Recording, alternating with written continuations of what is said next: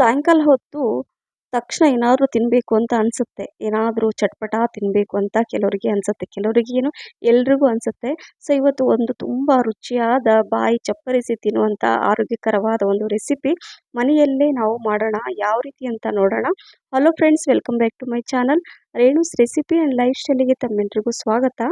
ನಾನು ಇವತ್ತೊಂದು ತುಂಬ ರುಚಿಯಾದಂತಹ ಮಕ್ಕಳಿಂದ ಹಿಡಿದು ದೊಡ್ಡವರಿಗೆ ಎಲ್ರಿಗೂ ಇಷ್ಟವಾಗುವಂಥ ಒಂದು ಸ್ನ್ಯಾಕ್ಸ್ ರೆಸಿಪಿನ ಹೇಳ್ತಾ ಇದ್ದೀನಿ. ಇಲ್ಲಿ ಒಂದು ಕಡಾಯಿ ಇಟ್ಟಿದ್ದೀನಿ. ಅದರಲ್ಲಿ ಒಂದು 2 ಸ್ಪೂನಷ್ಟು ಎಣ್ಣೆನ ಹಾಕ್ಕೊಂಡಿದ್ದೀನಿ.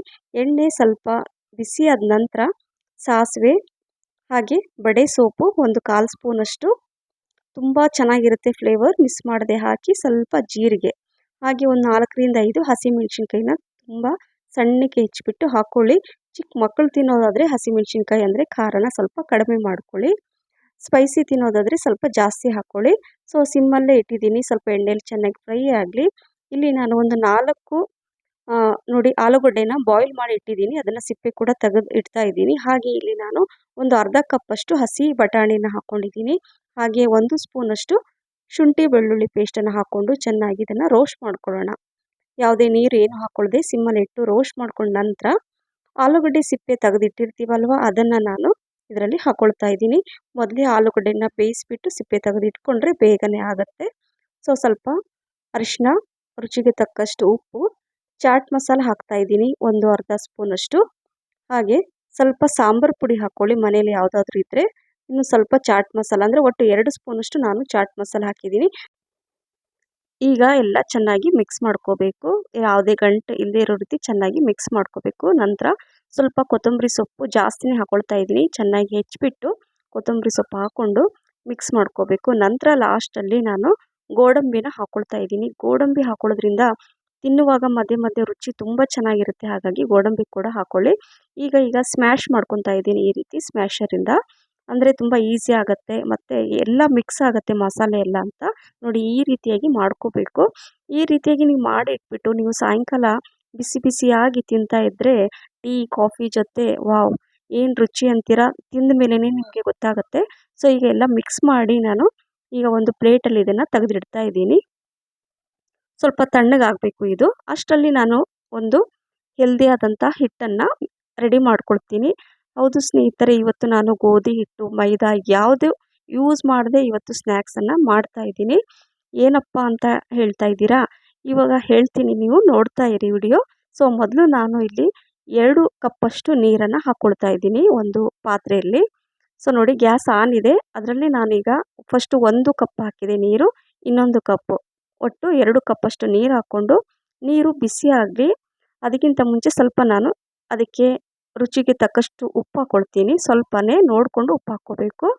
ಹಾಗೆ ಉಪ್ಪು ಹಾಕ್ಕೊಂಡ ನಂತರ ಸ್ವಲ್ಪ ಎಣ್ಣೆ ಹಾಕ್ಕೊಳ್ಳೋಣ ಅದ್ರ ಮೇಲೆ, ಅದರೊಳಗೆ ಅಂದರೆ ಒಂದು ಅಥವಾ 2 ಸ್ಪೂನು, ಜಾಸ್ತಿ ಎಣ್ಣೆ ಏನು ಬೇಡ.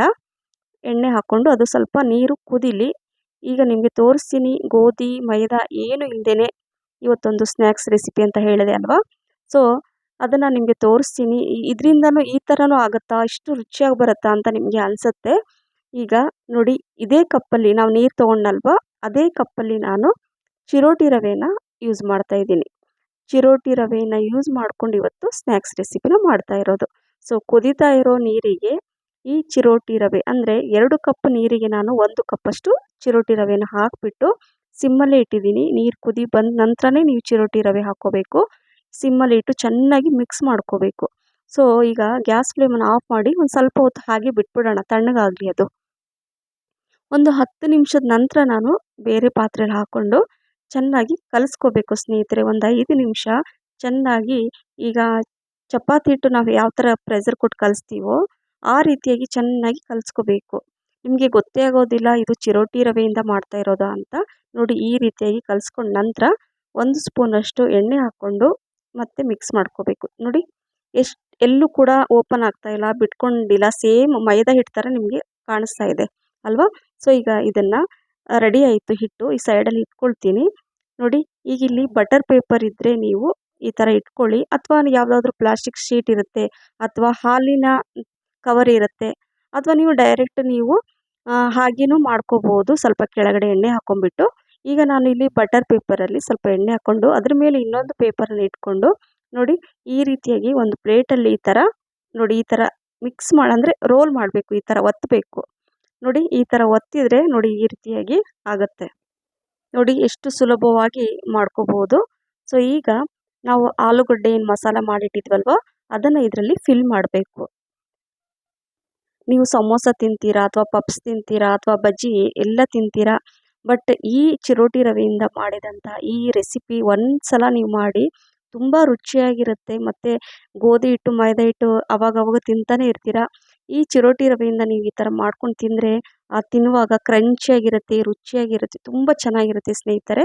ನೋಡಿ ನಾನು ಈಗ ಆಲೂಗಡ್ಡೆ ಈ ಮಸಾಲೆನ ತೊಗೊಂಡು ಈ ಥರ ಚೌಕಾಕಾರ ಮಾಡಿ ಅದರಲ್ಲಿ ಫಿಲ್ ಮಾಡಿ ನೋಡಿ ಈ ರೀತಿಯಾಗಿ ಕರೆಕ್ಟಾಗಿ ಚೌಕಾಕಾರದಲ್ಲಿ ನಾನು ರೆಡಿ ಮಾಡಿ ಇಡ್ತಾಯಿದ್ದೀನಿ. ನೋಡಿ ಈ ರೀತಿಯಾಗಿ ಮಾಡಿ ಇಟ್ಕೊಂಡ್ಬಿಟ್ಟು ನಿಮಗೆ ಯಾವಾಗ ಬೇಕೋ ಆವಾಗ ನೀವು ಫ್ರೈ ಮಾಡಿ ತಿನ್ಬೋದು.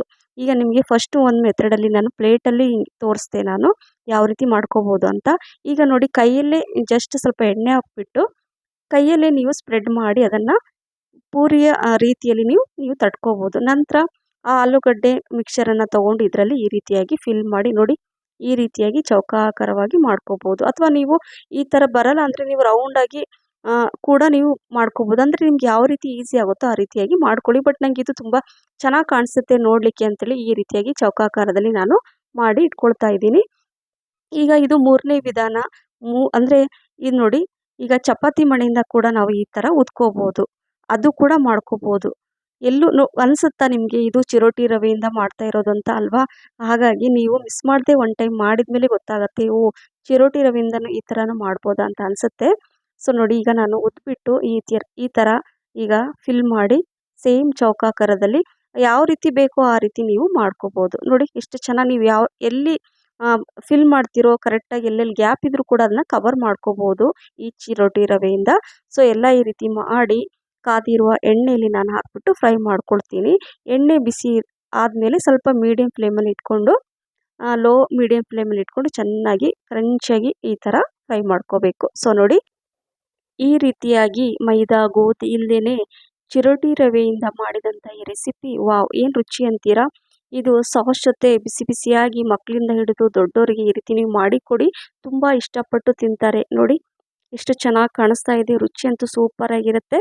ಲೈಕ್ ಶೇರ್ ಕಮೆಂಟ್ಸ್ ಮತ್ತು ಸಬ್ಸ್ಕ್ರೈಬ್ ಮಾಡೋದನ್ನು ಮರಿಬೇಡಿ. ಮತ್ತೆ ಇನ್ನೊಂದು ಹೊಸ ರೆಸಿಪಿ ಜೊತೆ ಸಿಗ್ತೀನಿ. ಬಾಯ್.